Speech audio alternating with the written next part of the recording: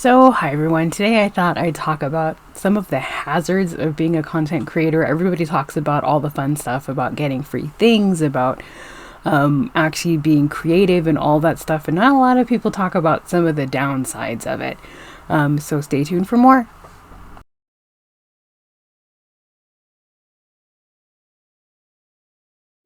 So there can be a lot of hazards to being a content creator, and I'll get to those in just a second.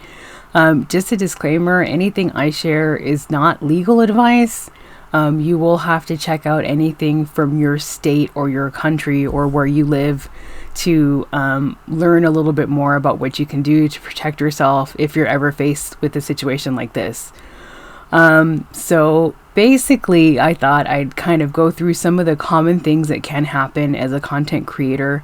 Some are very major and can be costly, and others may not be as costly, but it still could affect you and your content in some way. So let's get started. One of the major hazards could be having a lawsuit filed against you, or having one threatened to be filed against you. Speaking from experience, I've had this happen before. Overall, you will have to either abide by what the company is saying, because this could be a company, an organization, an individual, a brand, any of the above. And you can abide by what they request. Most of the time, they do send you a cease and desist, either email, message, or again, all of the above. And they request that you remove the content or make some sort of edits or whatever other requests they make. I always tend to err on the side of caution. If I have upset someone, I will just delete the entire content from everywhere that it was posted. So from here and other social media sites and or websites. And that's basically my way of doing it. I don't know if anyone has ever actually been sued for their content, but it is a possibility. So you will have to, again, check on things in your area, your country, your state. I know here in the United States, again, that most companies or whoever is claiming to sue needs to send out some form of cease and desist, either be it an order or just a request. And you can do it more than once, or you can just add a time span saying, please cease and desist all of this content. If you do not do this within, say, 7, 10, 14 days, we will take legal action, something of that nature. So you kind of have to be wary of that. Again, I don't really know anything else aside from that. You will have to look up your local laws and talk to someone who would be familiar with the process if you do encounter having a lawsuit filed against you. So let's move on to the next topic. That can be a bit of a hazard is having your content stolen or copied. Sometimes this is a little hard to do, especially if you have a website like I do. It's very difficult because there are people that use these things called bots, that it's called content scraping. And I'll give you a definition just a second from Cloudflare.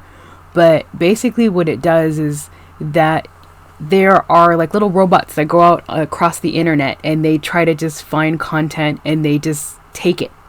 So basically it's like copying and pasting, or plagiarizing in another word. And let me show you what Cloudflare defines it as in just a second. Scraping as content scraping or website scraping refers to when a bot downloads such or all of the content on a website. Regardless of the website owner's wishes, content scraping is a form of data scraping. It is basically always carried out by automated bots. So, with that being said, content scraping, again, is another thing that's a little hard to kind of handle or to take care of, because you really have to be vigilant with your content. There are things that you can do sometimes to kind of stop it, such as, avoid not allowing right-clicking of images or saving of images on your website. That's something you'll have to look up yourself, because every website, I think, or every website software has, I think, their own way to have that installed, so you might have to add code, or if you're someone like me that uses WordPress, you might be able to use some other type of plugin or something like that. So it just really depends on the software that you're using to create your website. As far as other types of content scraping, I don't really know if there's anything else you can really do for it aside from reporting it to, for instance, social media, things like that. Especially like with Facebook and stuff that have a lot of the fake accounts or the cloned accounts, or people's pictures being taken from Facebook, Instagram, any social media website.